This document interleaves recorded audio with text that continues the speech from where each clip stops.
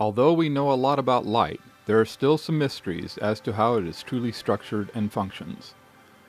In this installment of the Primer Fields, we will reveal the true structure of light and thereby unlock some mysteries that have perplexed the world's brightest minds for centuries. You will be shown what is truly behind the dual nature of light. It will be revealed why light has the properties of both a particle and a wave. In other words, it will be shown why light can be proven to consist of discrete units known as photons, and yet have wave properties at the same time.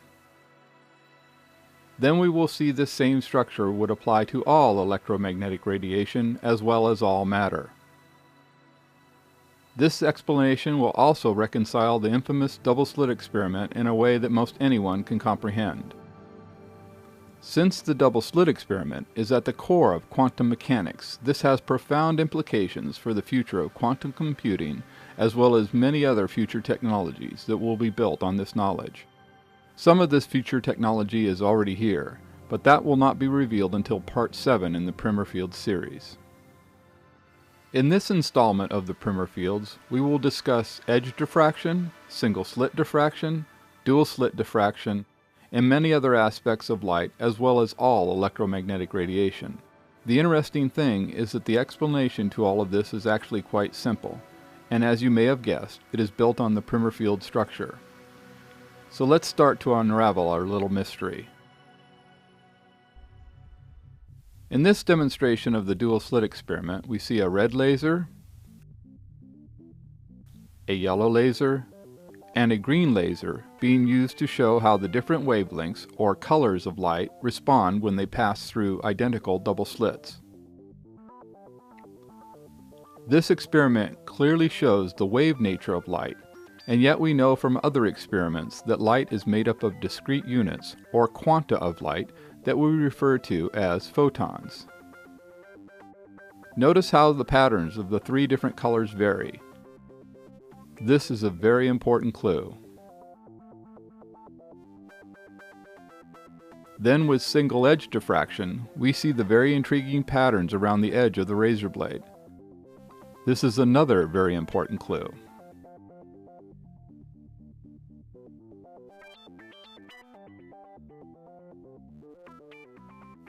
We also have important clues revealed in the continuous spectrum of light that is shown in these single-slit experiments.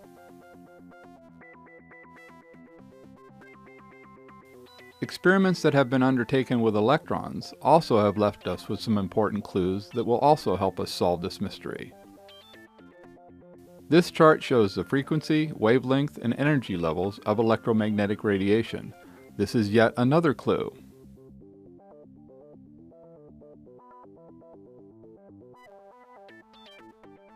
This is a diagram of the electric field and the magnetic field of all electromagnetic radiation.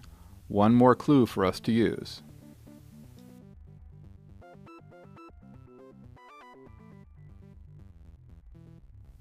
Here we have the structure of one unit, or quanta, of electromagnetic radiation. The red field is of north polarity and the blue field is of the opposite polarity. Then we see how this structure would fit into our diagram of electromagnetic radiation. So the size of the fields is determined by the wavelength of the electromagnetic radiation.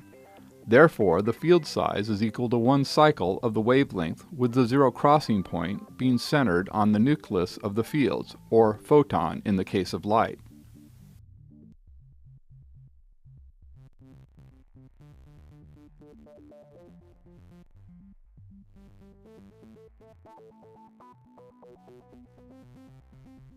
Now we are going to take a look at the internal flow within this single photon. Again, this would apply to all electromagnetic radiation. The green sphere represents the photon. Here we have the internal energy flow within the fields of the photon, as well as several other views of the photon and its fields. The image in the upper right corner shows how this is related to our vacuum chamber experiments. The same flows are at work in the vacuum chamber.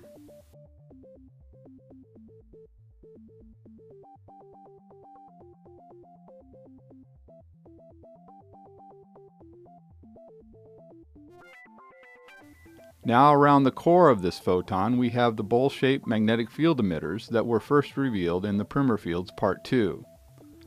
Then as we zoom in on the core of our photon we see the flip ring and the choke ring. Then notice that the incoming particle flow is not just particles. Each particle flowing within the photon's fields also has the same bowl-shaped magnetic field structure to it as well. So these flowing particles are not really particles at all. They are actually concentrations of energy. These flowing concentrations of energy also have the same internal flowing structure as the photon itself does. The photon is actually a concentration of energy made up of many flowing concentrations of energy, which are made up of many flowing concentrations of energy. How many levels down this repeated pattern goes is unknown. The green circle in this image represents the concentration of energy that we refer to as the photon. But as you can see, there is a lot more to the photon than just the energy concentrated in the middle of the photon's fields. The exact size of the photon in relation to the fields and where it is exactly in relation to the flip rings still needs to be determined. This image is only meant to give you an idea of the overall system and not meant to be an exact scale model. In reality, the photon is much smaller in relation to its fields than shown here, but this ratio is more effective for showing the inner workings of a single photon.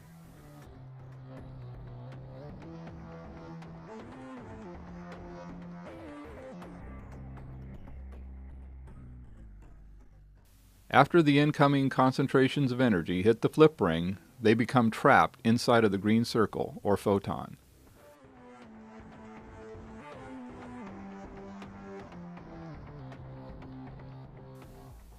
But as you can see, some of this trapped energy escapes at the equator of the photon and is recycled back into the flip ring yet again. This is the same pattern that we see in the vacuum chamber experiments.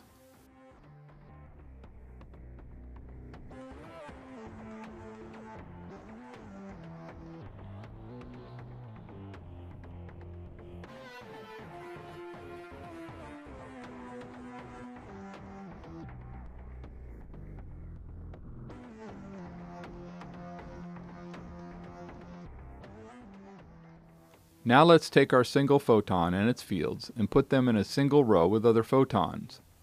Remember, the actual fields that are shown here in red and blue are actually invisible. The green spheres are the photons themselves. The red fields represent north magnetic polarity and the blue represents south magnetic polarity, and therefore they are naturally attracted to each other, and the spacing between the photons is maintained by this field structure. Now the photons will go by us just missing us, but the fields of the photons do hit us. In the real world, this of course would make the photons turn slightly because of the drag on the fields on the side of the fields hitting us. Photons can be turned by an obstruction in the path of the photon's fields, even if the obstruction does not contact the photon itself. This is how light can bend around an object. Also remember that each photon's field structure has the flow shown in the lower left corner.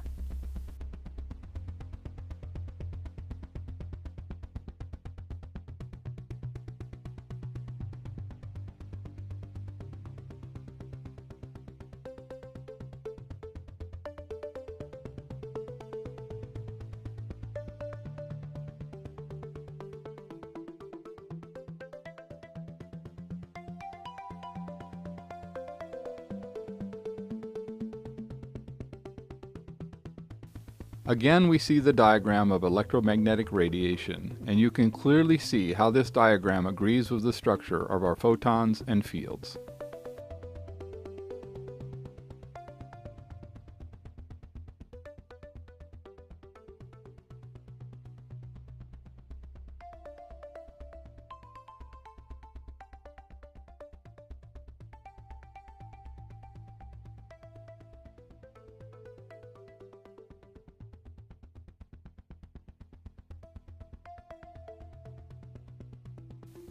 So the ball of confined plasma in the vacuum chamber has the same basic structure as a photon.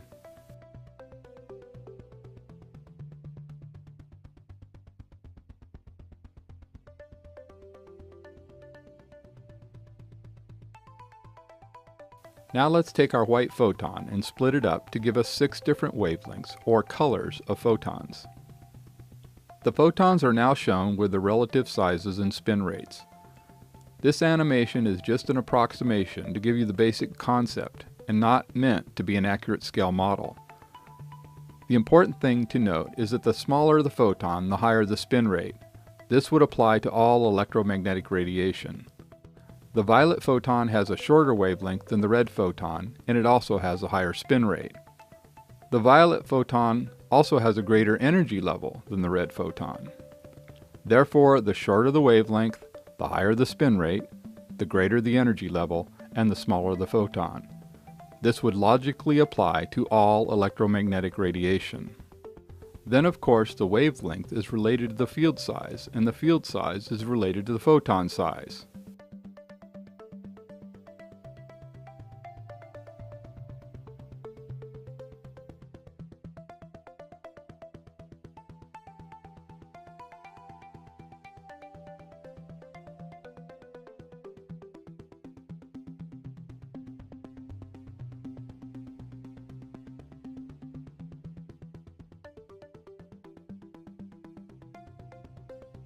Let's do a quick review of the internal flowing energy structure of a single photon before we move forward. The flowing structure is the same for all electromagnetic radiation.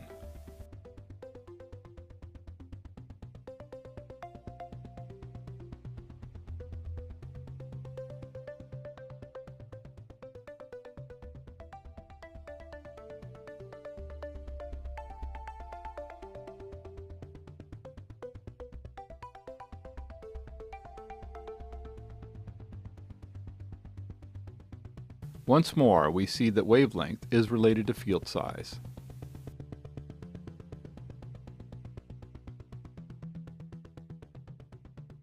Here we have rows of photon fields with a corresponding waveform. So you can now see that the waveform clearly represents the size of the fields around a photon of electromagnetic radiation. Now the fields are shown as red and blue polarity fields.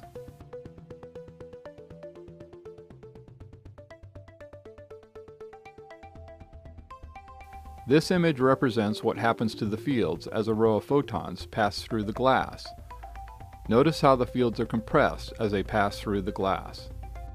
Remember that the fields are actually invisible.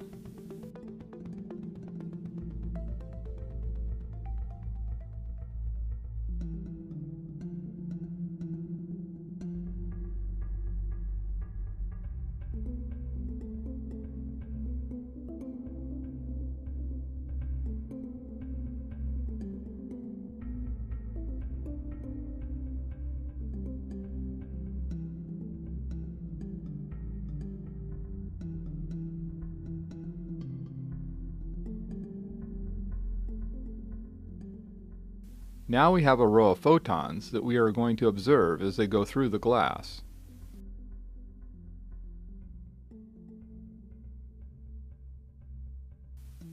Let's attach a light speed indicator to one of the photons to keep track of its speed.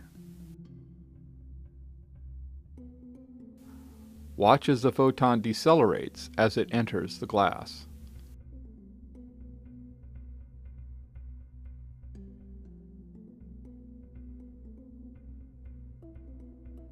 Then the photon accelerates back to full light speed as it exits the glass, and the other photons in the row also accelerate back to full light speed upon exiting the glass and re-establish their normal spacing.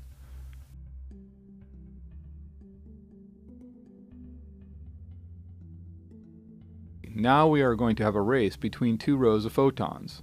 Only one row of photons is going to pass through the glass.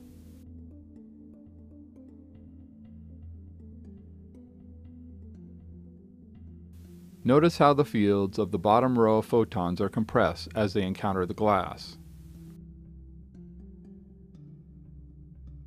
Then as they exit the glass, the compressed fields rebound and push the photons away from the glass, thereby re-accelerating the photons back to full light speed.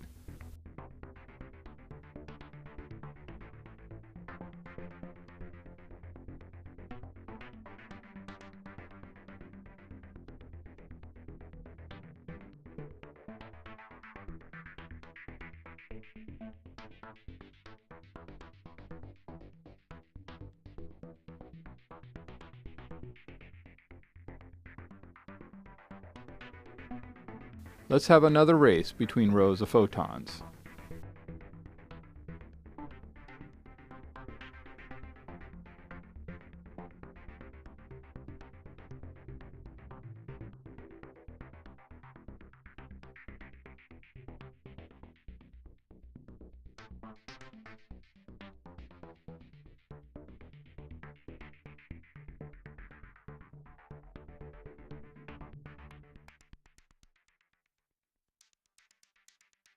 Once more, we see how the compressed fields rebound as they exit the glass, thereby re-accelerating the photons to full light speed.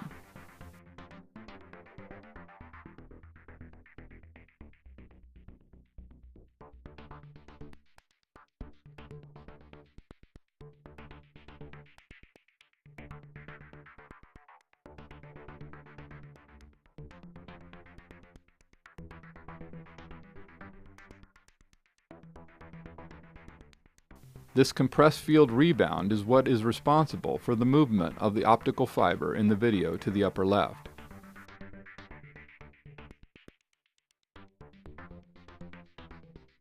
So as the photons and their fields pass through the optical fiber, they compress like a spring.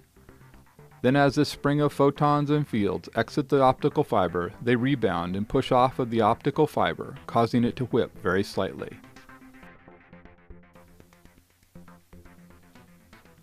So as you can see, light actually pushes off of glass as it exits the glass. Even the photons of light that are hitting your retinas from this video are being pushed off of the screen as they leave the screen because of the rebounding effect of the compressed photon fields.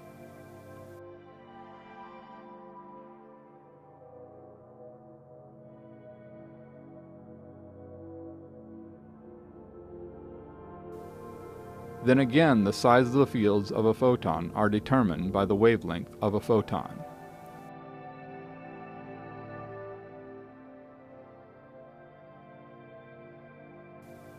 Here we see the typical waveforms that are used to represent visible light and other forms of electromagnetic radiation, but in reality, no such waveform exists.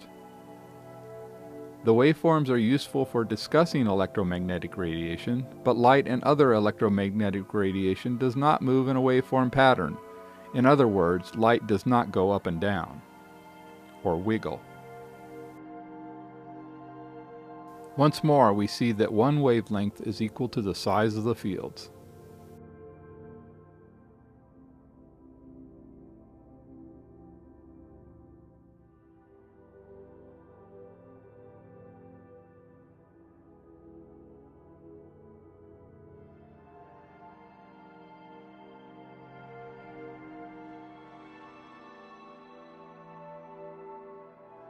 In this image, the upper row of photons are shown enlarged so that you can see the spin rate and relative size more clearly. I have also intentionally shown the upper photons as not having a hard spherical shape to emphasize that photons are actually concentrations of energy, just as the ball of plasma in the vacuum chamber is.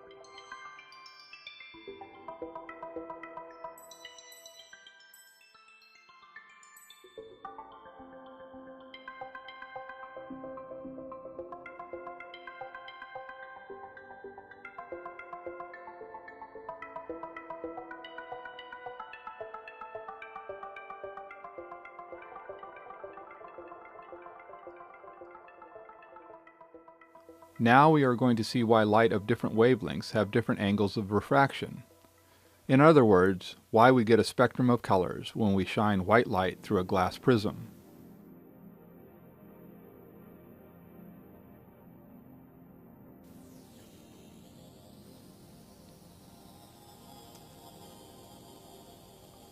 In this animation, time is frozen temporarily, and this has stopped the photons moving so that we can get a better look at the dynamics of this glass-photon interaction.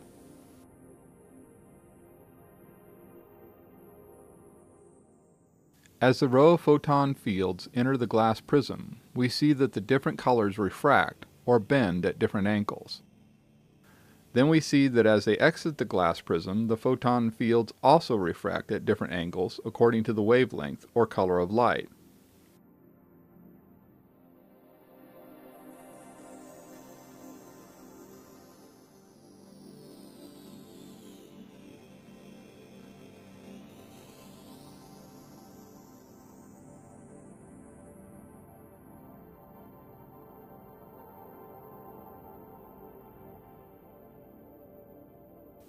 Clearly the light refracts at the surface of the glass prism, and the photon fields highlighted in white are what we want to focus on.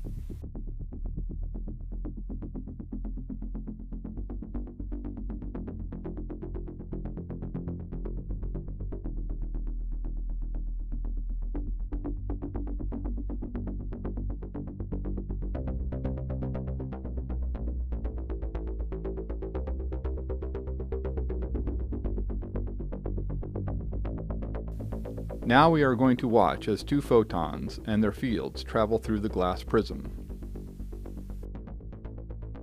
We can clearly see that the violet photon fields refract more as they cross the glass prism surface than do the red photon fields.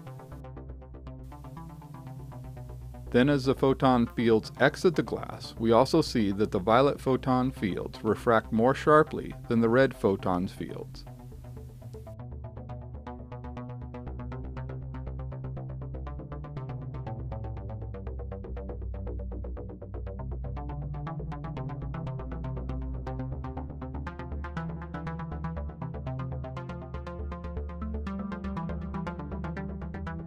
This time we are going to zoom in to watch as the photon fields enter the glass prism. You can clearly see that the violet photon refracts more sharply than the red photon due to the size of the fields. So the smaller the fields, the more sharply they will refract. Since field size is related to the wavelength of the light, this agrees with what we actually find when light is refracted by a glass prism in the real world. Let's watch as the red photon fields enter the glass prism. Notice how the leading edge of the photon's fields hit the glass first, and this turns the photons as it enters the glass. Then as the photon enters the glass, the fields are compressed, just as we saw in the photon races we ran just a bit earlier.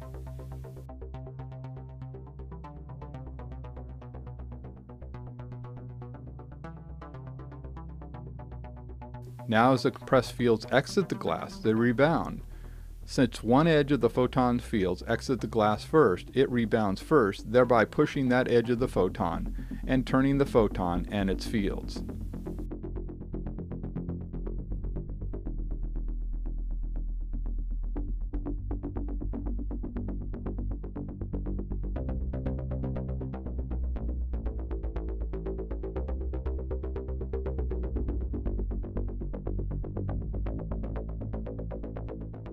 Again we see the red and violet photon fields as they pass through the glass prism.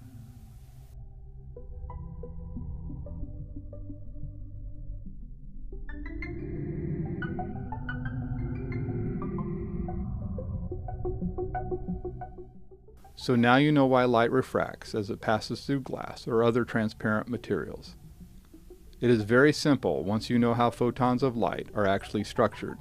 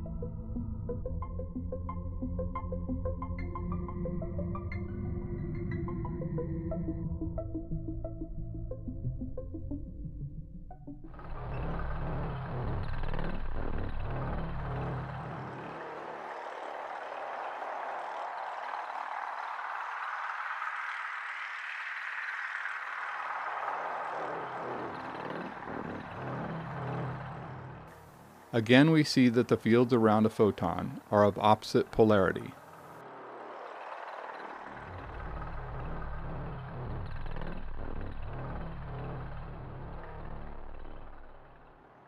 Here we have some rows of photons aligned with their corresponding waveforms.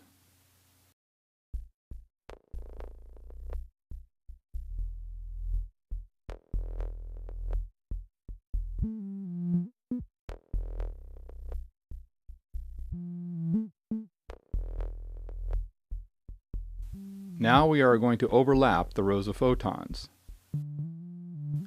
When waveforms align with each other, they are referred to as being in phase.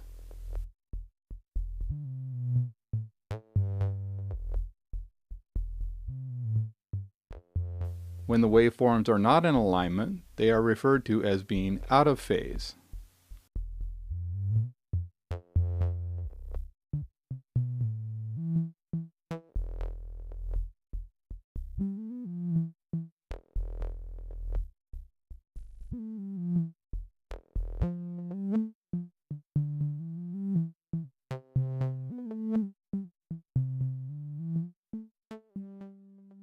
When the photons' fields overlap in phase, the red polarity fields line up with each other, and the blue polarity fields line up with each other. This results in an increase in energy, and the photons shine more brightly. This is referred to as constructive interference. When the photon fields overlap out of phase, the fields of opposite polarity line up with each other, and the energy flow of the red field cancels out the energy flow of the blue field. This results in no energy going to the overlapping photons, and they therefore emit no light. In other words, both photons go out when they line up out of phase. This is referred to as destructive interference. As the photon fields continue to move, we see the constructive and destructive interference.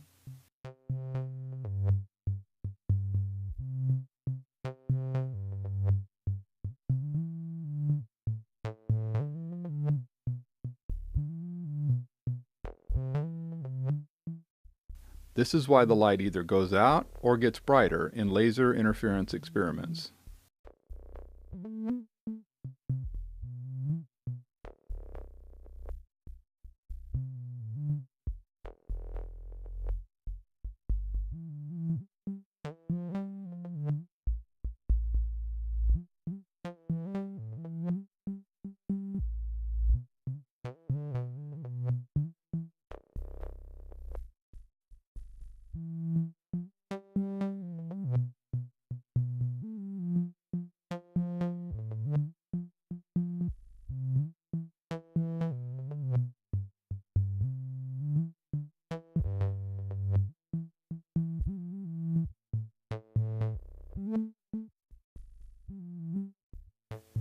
You can see that this is not a simple on-off situation.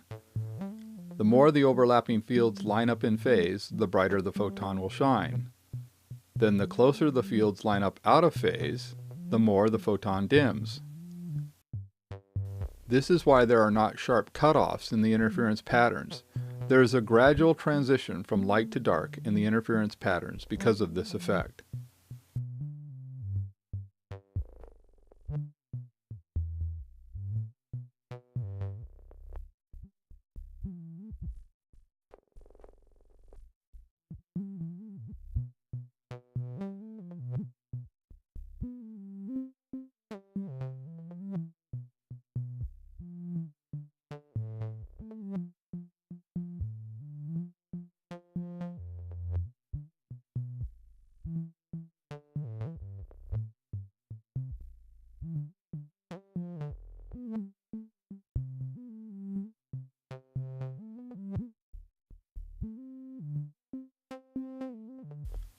Now we have two flat panels of photon fields.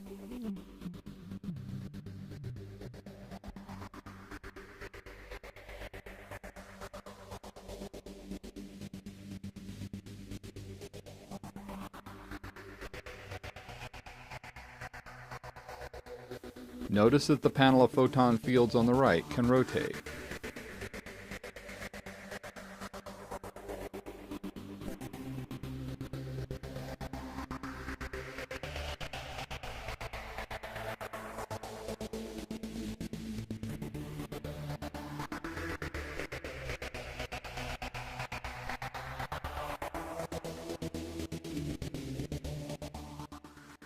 In reality, the overlapping fields would result in no light at all, but the limitations of the animation software I use would not allow me to achieve the effect I desired here, but you get the idea. Now watch what happens as we rotate the one panel of photon fields.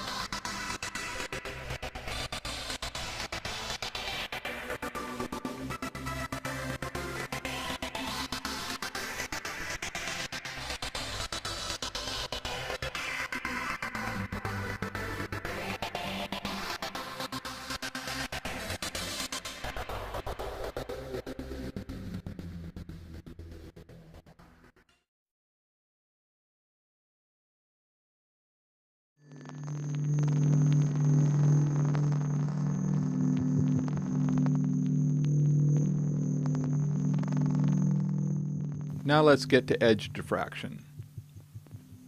Notice the intriguing patterns around the edge of the razor blade.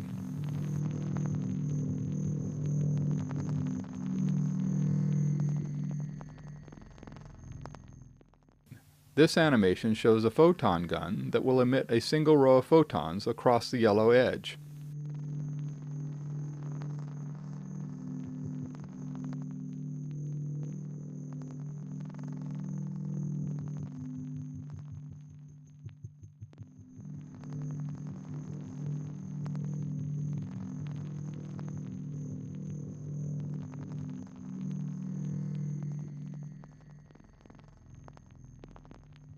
Notice that the more the photon fields hit the edge, the more the photon and its fields are refracted.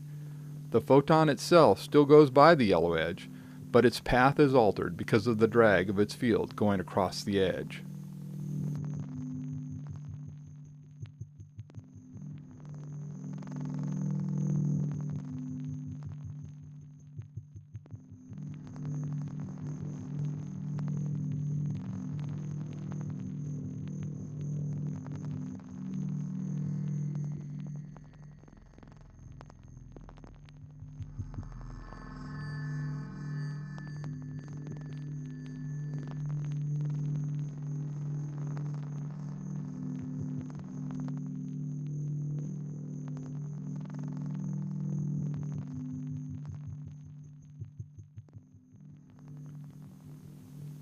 So if we have photon fields crossing the yellow edge at various levels, we will get a range of diffraction, as shown here.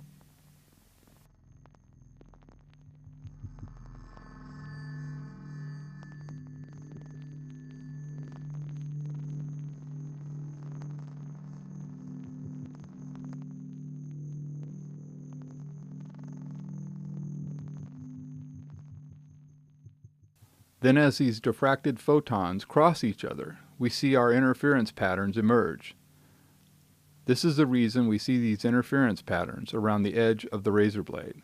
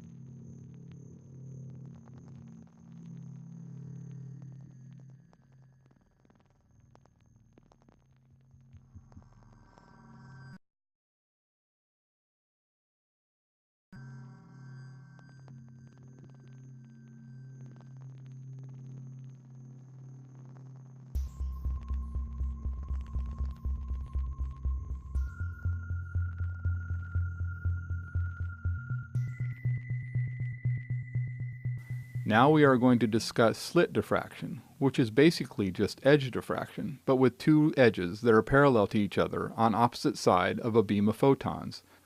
As you can see here, the widest slit results in the narrowest pattern. A greater percentage of the photons passing through the narrow slit are affected by the edges of the slit than is the case for the widest slit. So the edges of the wider slit affect a smaller percentage of the photons passing through the slit than would be the case for the narrower slit. In this demonstration provided by MIT, we see a red laser shining on a single slit, which will vary in width during this demonstration.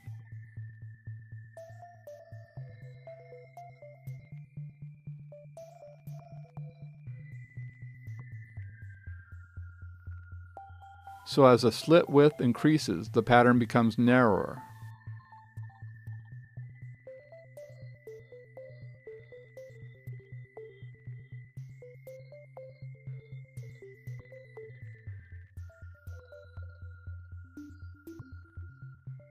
Then as the slit width decreases, the pattern gets wider and more diffuse. Here we see our photon gun again, but this time our photon gun has been modified to emit two rows of photons with their fields at the same time.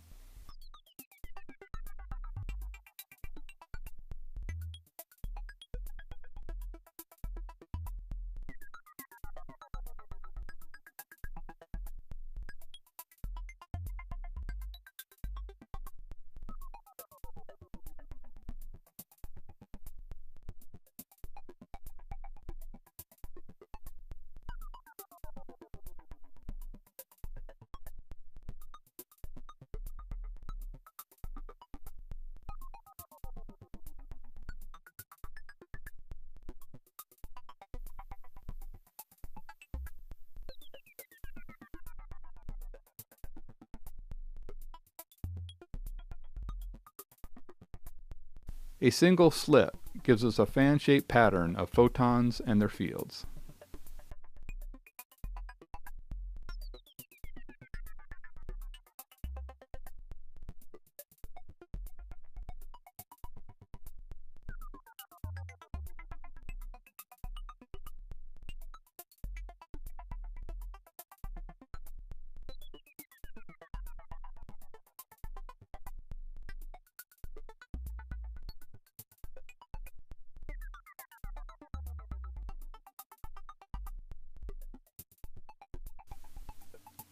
Now let's see what would happen if we had two slits with photons passing through them.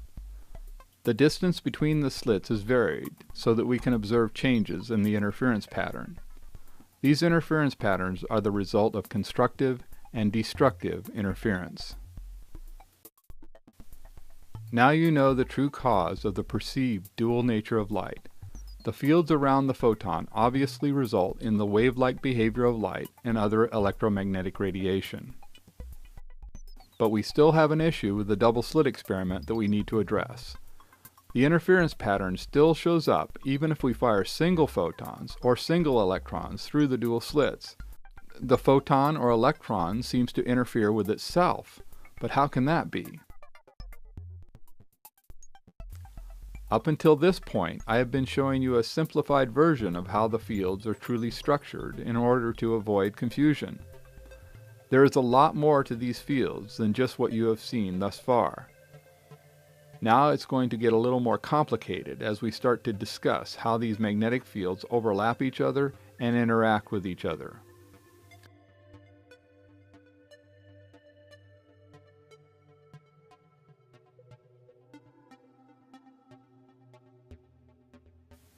Here we have the photon and its fields again. But in reality, the electromagnetic fields do not just stop at the limits of the fields shown here.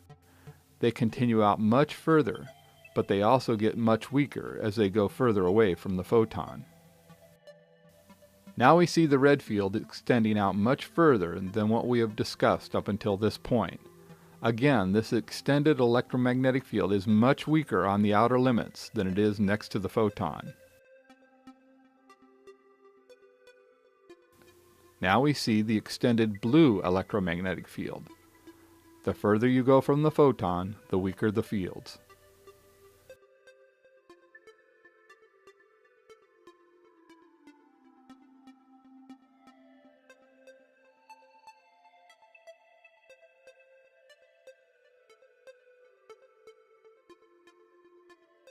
Notice the interesting similarity to the wave function of hydrogen 421.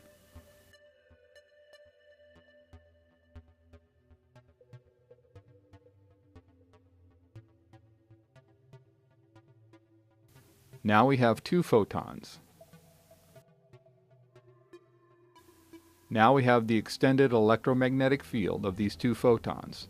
Notice how the extended electromagnetic fields overlap each other.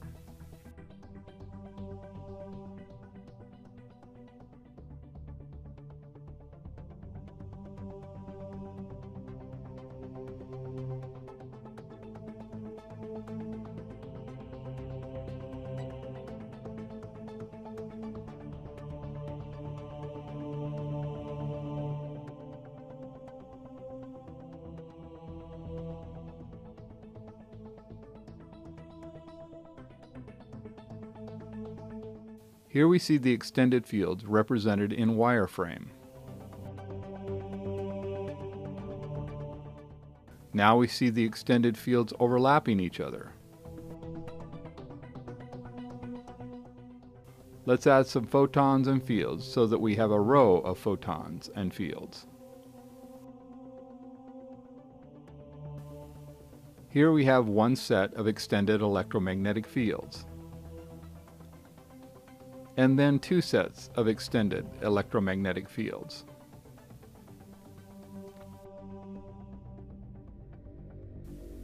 Now we have all of the photons' extended electromagnetic fields.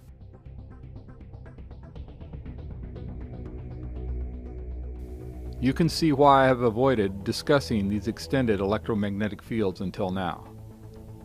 But the way in which these fields overlap is very important when it comes to understanding the double-slit experiment and how the bonds in matter can be so strong.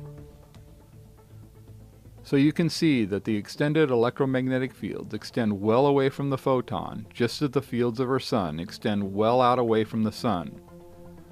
The fields of the Sun extend out past Pluto, and even that far from the Sun, the solar wind still carries charged particles. So you could think of the Sun as a giant photon.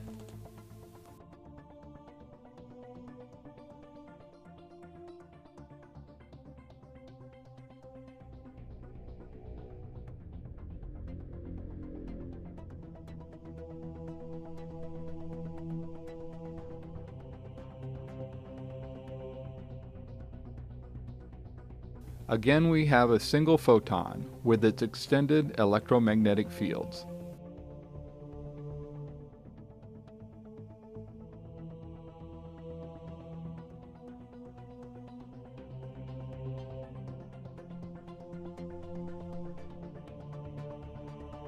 One of the most intriguing experiments in physics is the double-slit experiment.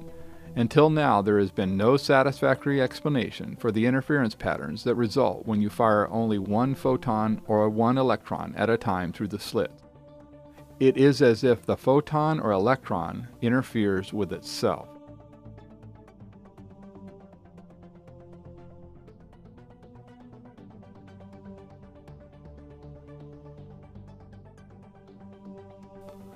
But this apparent paradox is resolved when you understand that photons and electrons are not just balls of condensed energy. Photons and electrons are also surrounded by their electromagnetic fields that are much larger, and there is energy flowing in these extended electromagnetic fields.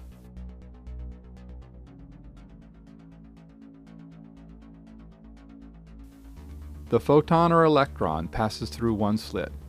Then some of the energy of the extended electromagnetic field passes through the other slit, and this energy interferes with the photon or electron energy that went through the opposite slit. This is why a photon or electron can interfere with itself. The mystery of the infamous double-slit experiment is no longer a mystery.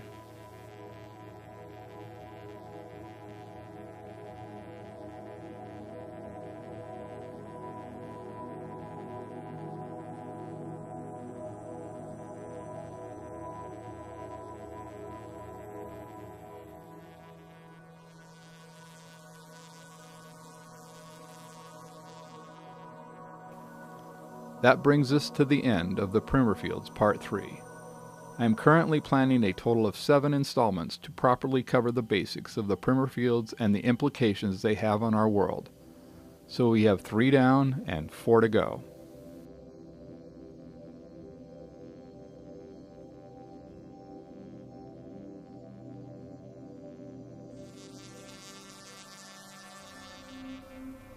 In this installment of the Primer fields, we learned about photons of electromagnetic radiation and the electromagnetic fields that surround them.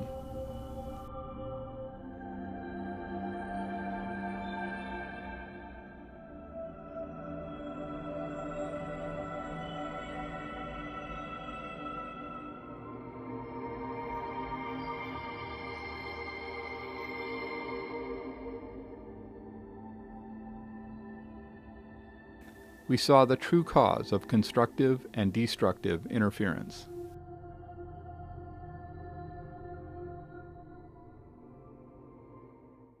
It was shown that when the electromagnetic fields of the same polarity line up, we have constructive interference and the photon glows more brightly.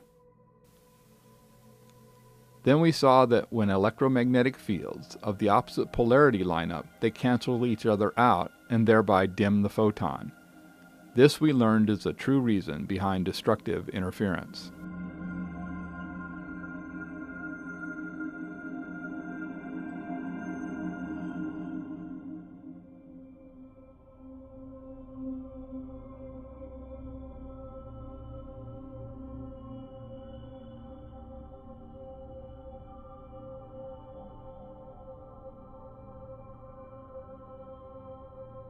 We saw how a sharp edge could cause photons of light to diffract around the edge and give us the intriguing interference patterns we see here.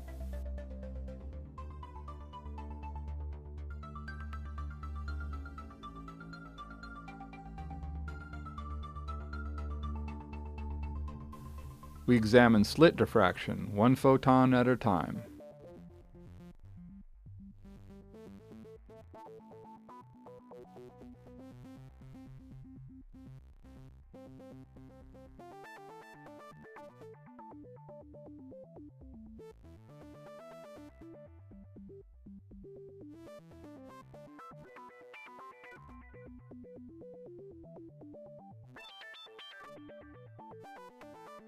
The reason that light slows down in glass and then accelerates back to full speed on exiting the glass was shown.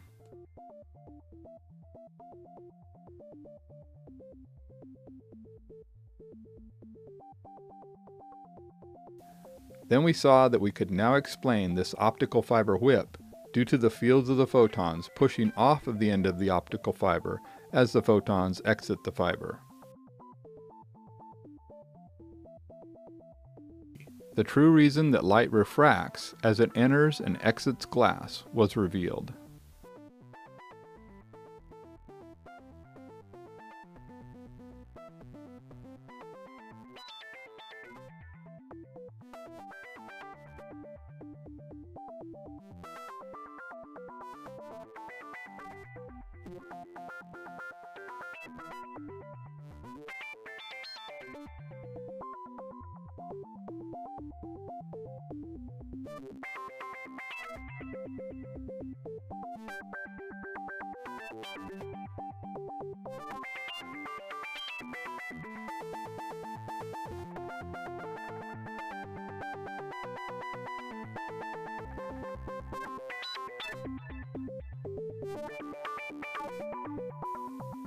We saw that the angle of refraction for photons is determined by their field size.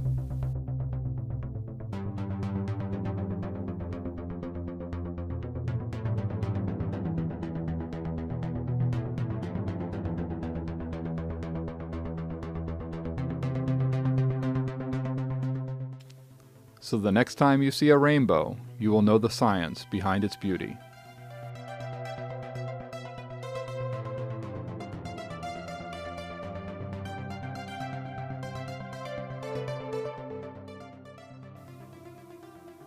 Then we ended by solving the long-standing mystery of the infamous double-slit experiment.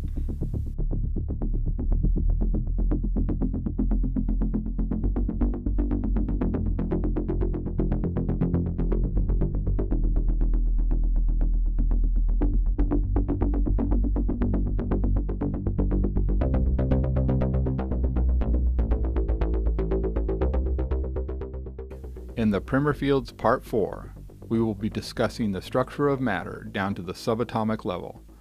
Now it's going to get really interesting.